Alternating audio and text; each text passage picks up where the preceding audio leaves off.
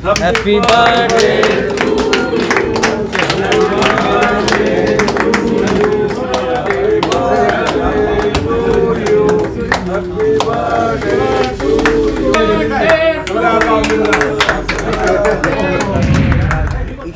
आज की भूमिका के नायक तेजस्वी जी का आज जन्मदिन हम लोगों ने मनाया है। इसी आशा के साथ भगवान खुदा उनके एक लंबी आयु। बटोगे तो कटोगे।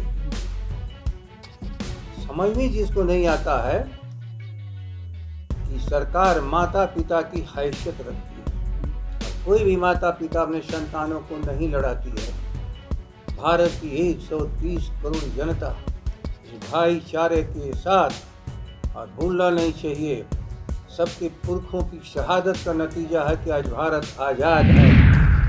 मगर जिन लोगों का इतिहास ही नहीं है आज़ादी के लड़ाई में त्याग करने का, बलिदान देने का, शहीद होने का, आज वो फर्जी प्रमाण पत्र बांट रहे हैं। तो उनके फर्जी प्रमाण पत्र पे हम अपनी क्या प्रतिक्रिया। आप देख रहे हैं न्यूज़ फोनेशन में हूँ आपके साथ नरोत्तम सिंह। बिहार के पूर्व डिप्टी सीएम तेजस्वी यादव का आज जन्मदिन है। ऐसे में आरजेडी प्रदेश दफ्तर में जन्मदिन मनाया गया है। आरजेडी के प्रदेश अध्यक्ष जगदानंद सिंह, आरजेडी एमएलसी अब्दुल बारी सिद्दीकी, पूर्व एमएलसी सुनील कुमार सिंह और कई अन्य नेता मौजूद थे। उनकी मौजूदगी में नेता प्रतिपक्ष का आज जन्मदिन मनाया गया है। जन्मदिन मनाने के बाद आरजेडी के प्रदेश अध्यक्ष जगदानंद सिंह ने केंद्र सरकार पर हमला बोलते हुए कहा कि केंद्र सरकार आज उन्मादी बातें करती है। वहीं प्रधानमंत्री के बिहार दौरे को लेकर कहा कि कौन आ रहा कौन जा रहा, बिहार इसकी परवाह नहीं करता है।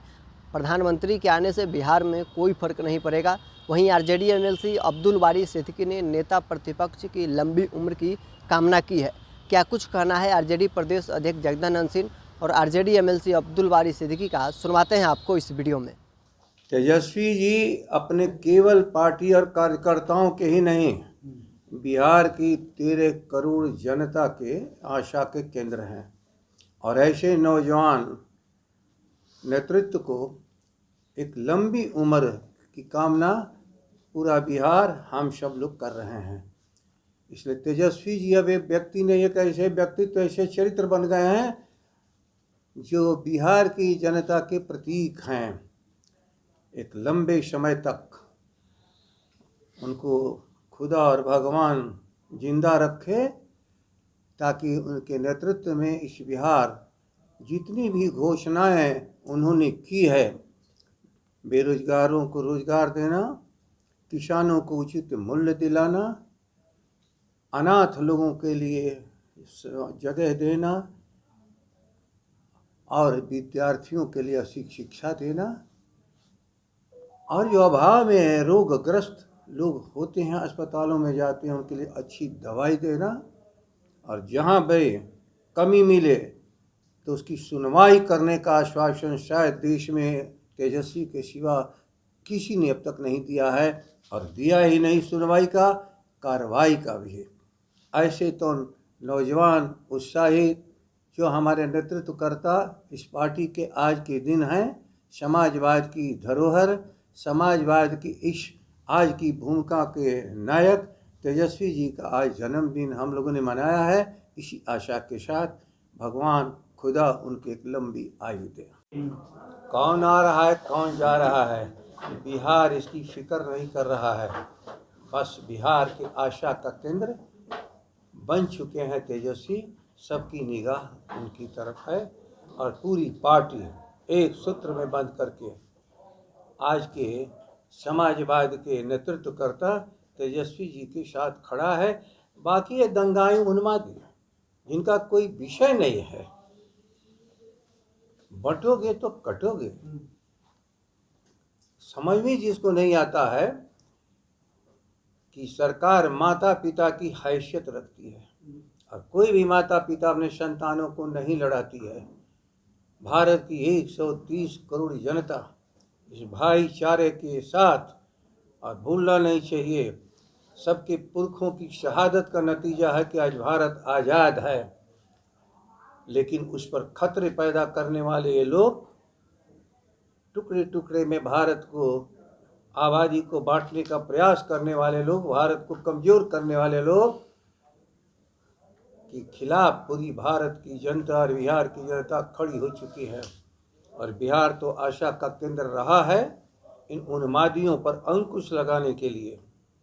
ये दंगाई और उन्मादी किसी हालात में भी इस बिहार की भूमि, महात्मा बुद्ध की धरती, डॉक्टर लोहिया का समाजवाद, कर्पूरी ठाकुर की जननायक कर्पूरी ठाकुर के लिए परिश्रम और मेहनत अपनी जिंदगी को समाप्त करने वाला इसी बिहार की धरती पर, और जिन्हें कितना कष्ट अपार दिया, जिसका नाम है लालू प्रसाद जी, हमारे राष्ट्रीय अध्यक्ष।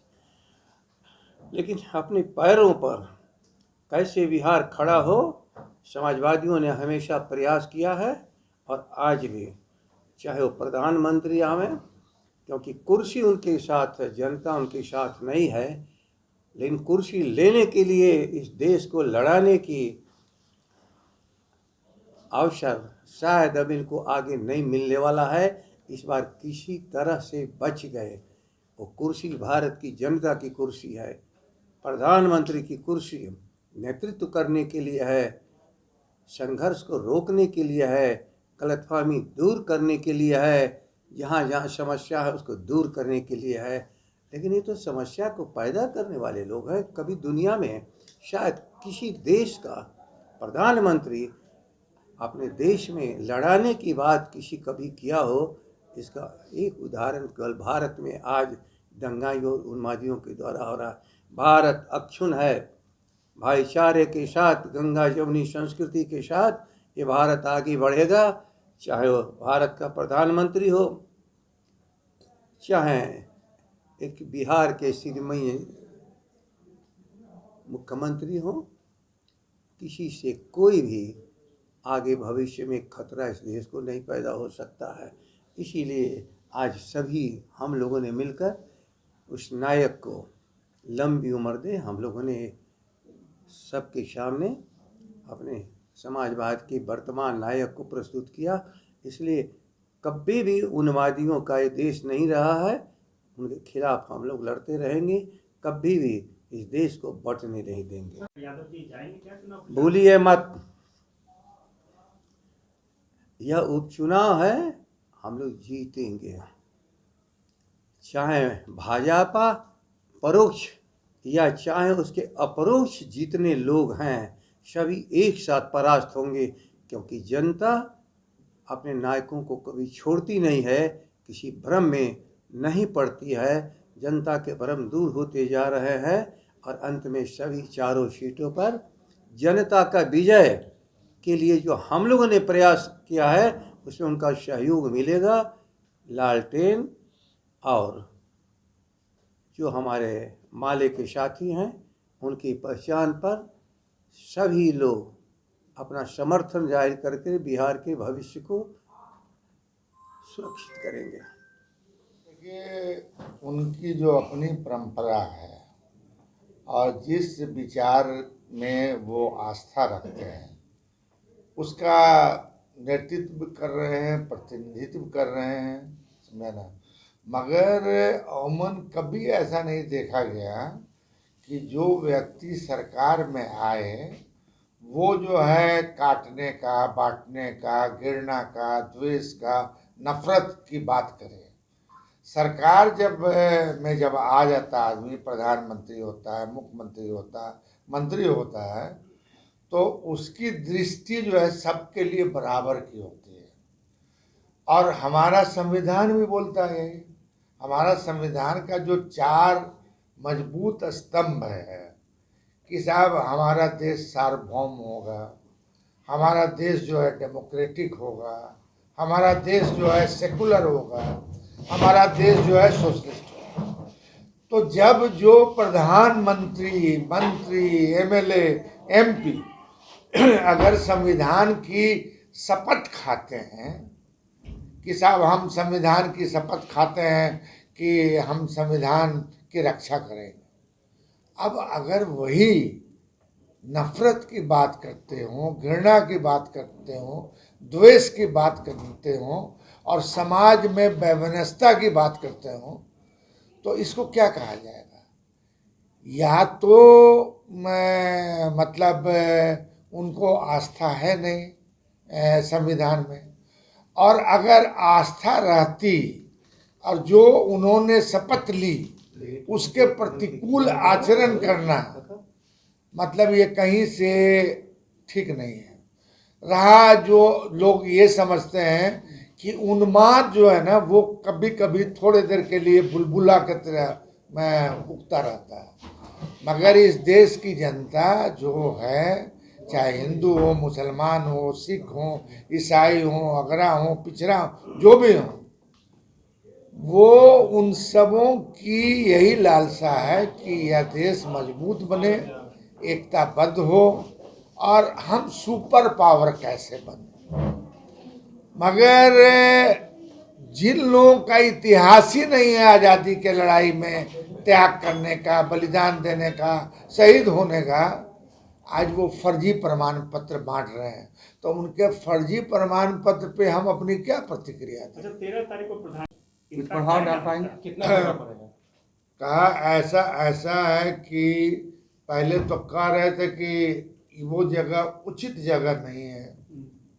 हम लोगों ने आंदोलन किया, धरना दिया, प्रदर्शन किया और पूरे जो पॉलिटिकल पार्टीज के लोग हैं, समझा कि नहीं, बीजेपी को छोड़ के सब लोग रोड पर आए, तब इनको लगा कि नहीं साहब उसी जगह पे बनाना चाहिए एम्स।